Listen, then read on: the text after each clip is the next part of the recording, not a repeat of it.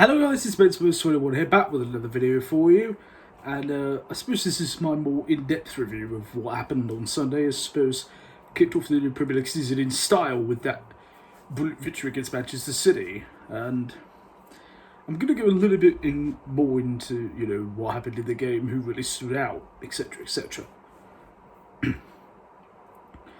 Of course, given the huge question marks that have been placed on us over the summer about the new manager, Nuno Espírito Santo, about the future of certain stars. There was a lot of tension across the summer. So how would it translate? I mean, the first interesting note was the lineup, which was consistent with how it had been through the pre-season. It was captain Hugo Lloris in goal. The back four, Sergio Aguilera, Eric Dyer, Davinson Sanchez and Japhet Tanganga. The double pivot midfielder of Peter Middle, Højbjerg and Oliver Skip. And the front four, I guess you could call them, the four forwards of the team were Dele Alli, Lucas Moura, Steven Bergwijn and of course Heung-Min Son. Immediately from the start of the game, you could see that there was a much more energy about us than we saw pretty much in any game last season. They were in Manchester City's faces from the word go, physical, they were aggressive in tackles, constantly going for every ball, and no half-hearted attempts either. They were really digging their heels in. At times when we got forward and got to the five, sometimes the attacks broke down a little bit due to overplaying, but there definitely was an urgency and a desire that too many times last season we didn't see. So it was definitely encouraging that even in the first half when it was still 0-0. Through perseverance and hard work, we eventually do get the goal, which comes from pressing up high. Lucas Moura does well.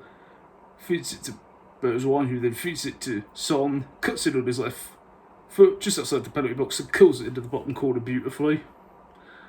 And at that point, 55 minutes, we were 1-0 up. I think immediately everybody feared that we would just go into retreat mode and just try and hang on, but we didn't. I mean, obviously, City are going to have the ball a lot, so you're going to have to keep your discipline, keep your shape, but it wasn't sitting back, like we saw too often last season. Even when defending, we were getting close to them, pressuring them, tackling them, forcing them into, crosses, over hitting the ball, taking shots from long distance, We really snuffed them out very, very well, and the one person in particular who stood out for me was Tanganga, who was absolutely incredible. He single-handedly isolated Sterling out the game, never looked out of place, didn't look troubled at all, and against Grealish as well. And a flawless display it was, and the standard ovation he got when he was substituted late in the game was fully deserved. It was amazing.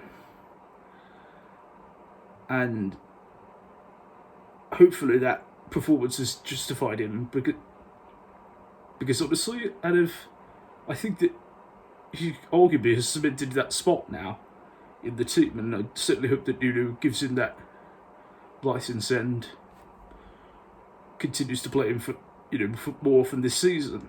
I certainly hope so anyway. But actually, the one thing that really stood out was the word team. It was a team effort. Everyone chipped in and contributed Sunday.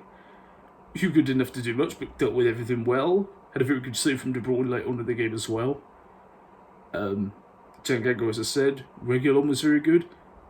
Dyer and Sanchez. Dyer was very good. Dealt with everything.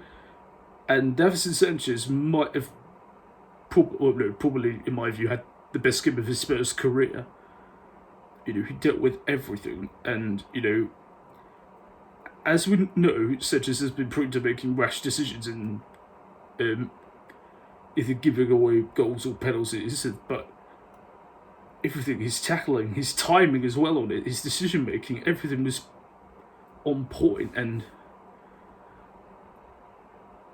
maybe with the new manager and a new belief in him, there could be a good centre half in there after all. Oliver Skip didn't look out of place at all, which I was so happy about. And I'm really glad that Nuno started him as well. Given watching Skip at Norwich last season when he helped Norwich get promoted back to the Premier League from the Championship, seeing him play every game, seeing how well he was doing there, I just thought, please give him the chance. If you give him the chance, I know that he's good enough. I've always felt that, and in my opinion, he fully delivered on it. And generally, there was a much more cohesive feeling to the team all round.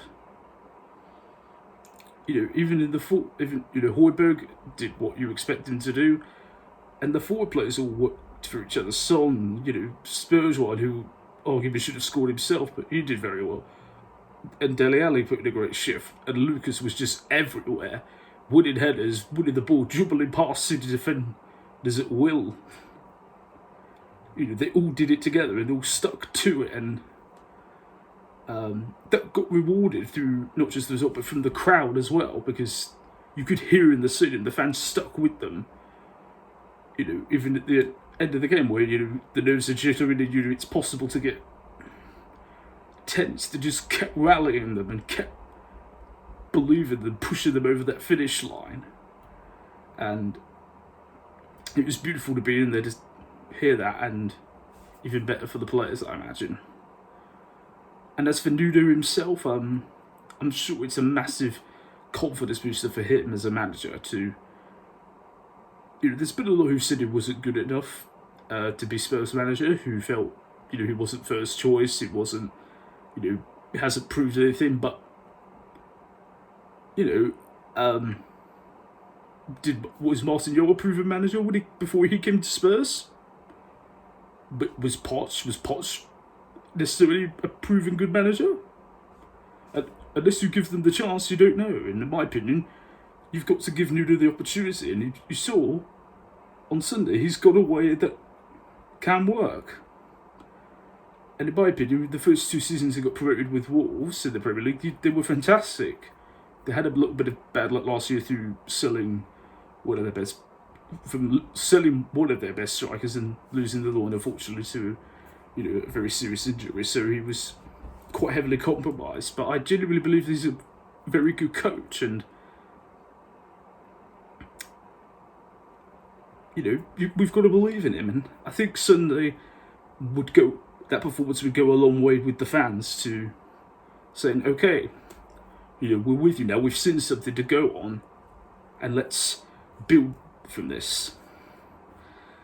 And overall, I think given how uncertain this summer's been for a lot of us, it just puts a lot of good feeling back. A sense of, okay, look, we've got something now, something tangible that we can work with. And, quietly, this could become a very exciting season. We'll have to wait and see.